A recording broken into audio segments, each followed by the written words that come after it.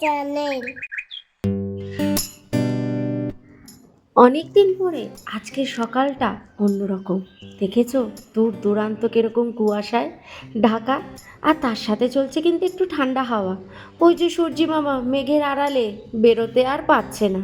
চারিদিক দেখেছো কিরকম সাদা সাদা হয়ে রয়েছে।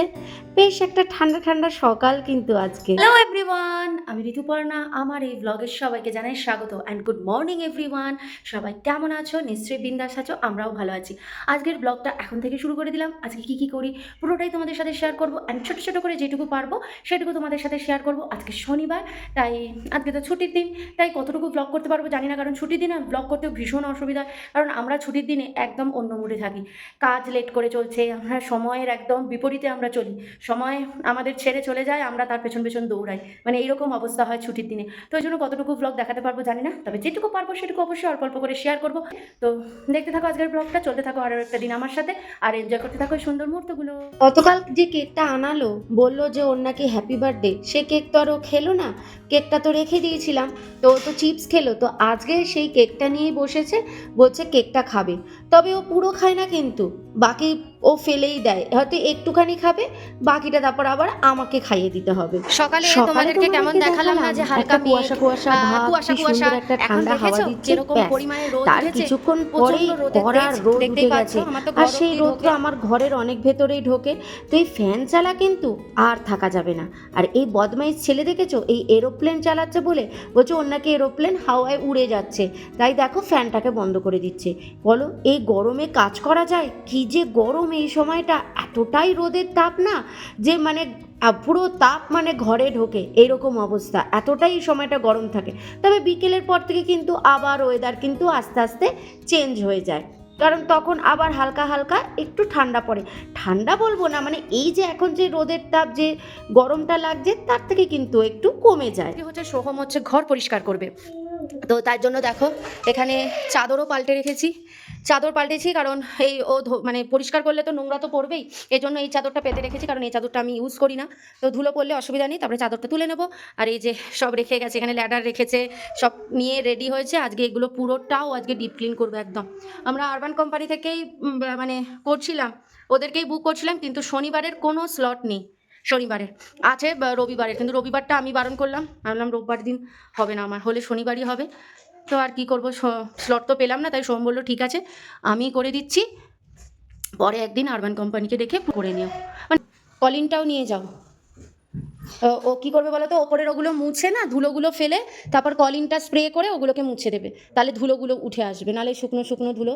আর এই স্কাইটাও নিয়ে যাও, এই যে স্কাইটা, এই যে এটা নিয়ে যাও, ওইটা, হ্যাঁ ওটা দিয়ে না ওপরের ওয়ার্ড্রপের ওপরেরগুলো বাইরেটা এরকম এরকম করে করলে পড়ে যাবে। ওই যে চলে গেছে, আমি আগে বলে চলে গেছে, ওই দেখো এই পড়ে যাবে এটা।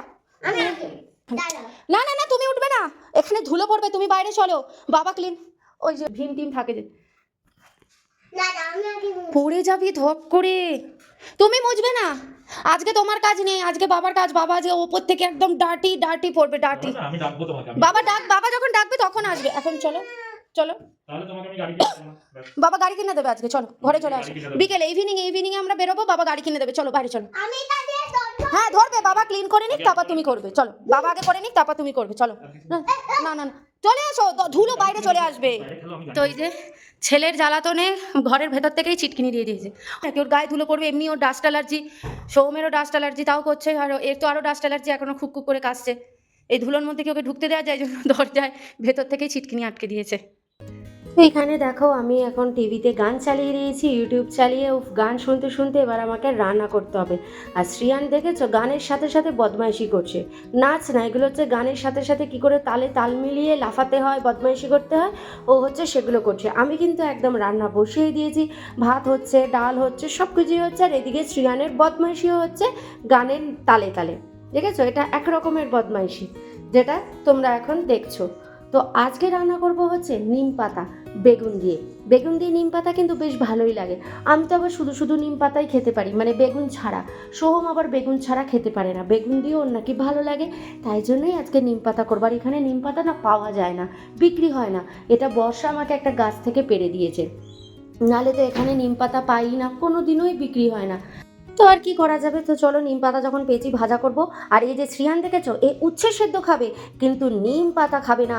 অনেক চেষ্টা করেছি, আসলে নিম পাতা একটু তেতো তো উচ্ছের থেকে বেশি, অনেকবার চেষ্টা করেছি পারিনি। তো এবার দেখি আজকে 2-3টে পাতা দিয়ে দেখবো খায় কিনা। তবে উচ্ছে সেদ্ধ খুব ভালো খায়, কিন্তু নিম পাতাটা না এখনো অবধি ওকে খাওয়াতে পারছি না, খাওয়াতে গেলেই খালি বলে তেতো ওক তোলে। এখানে দেখো বেগুন ভাজা বসিয়ে দিয়েছি, আজকে বেগুন ভাজা করব। আর এই যে মাইক্রোওভেনে আলু সেদ্ধ হচ্ছে, এই দেখো দেখতে পাচ্ছ আলুগুলো ভিতরে ঘুরছে। আসলে আমার মাইক্রোওভেনের কাছের বাইরে থেকে না খুব একটা বেশি দেখা যায় না। তো এই আলু সেদ্ধ মাখা হবে, বেগুন ভাজা, ডাল, উফ জাস্ট জমে যাবে আজকে দুপুরের লাঞ্চটা।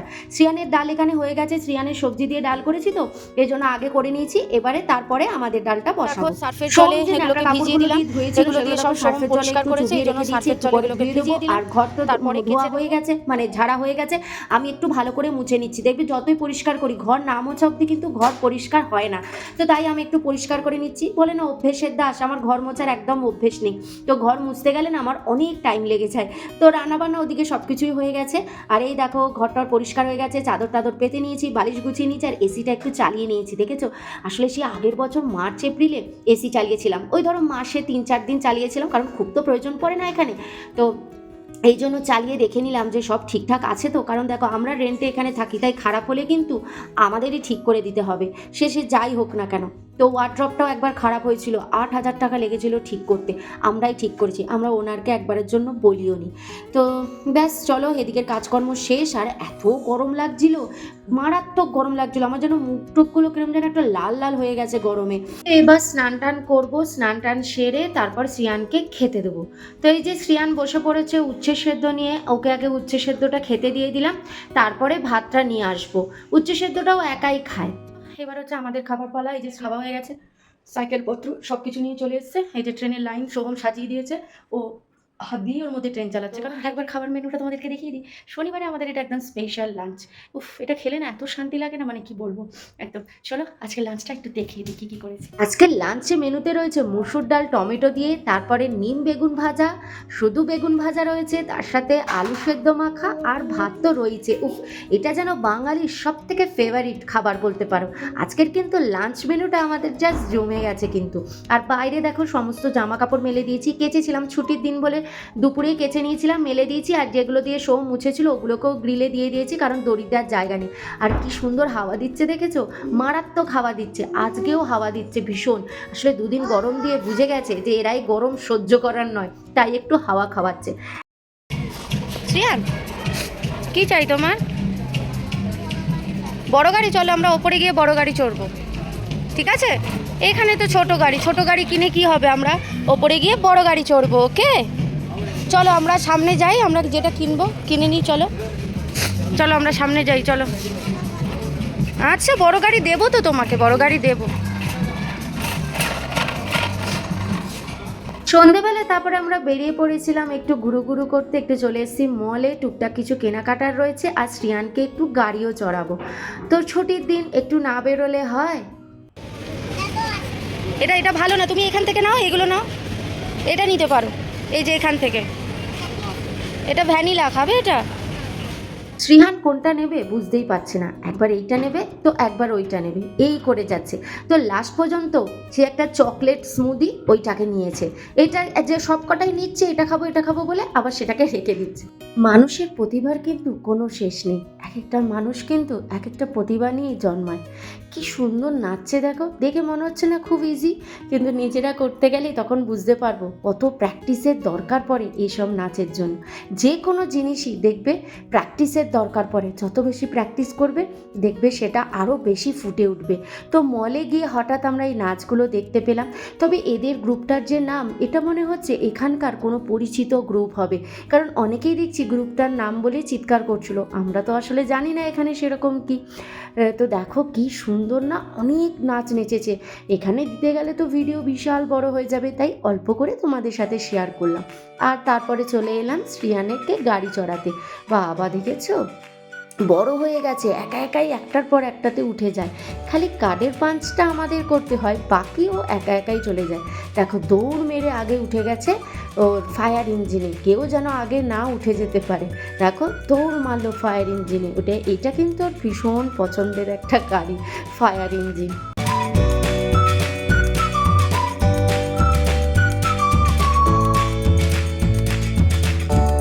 তারপরে একের পর এক গেম তো খেললোই, তবে ভেবো না সবগুলো ও খেলেছে।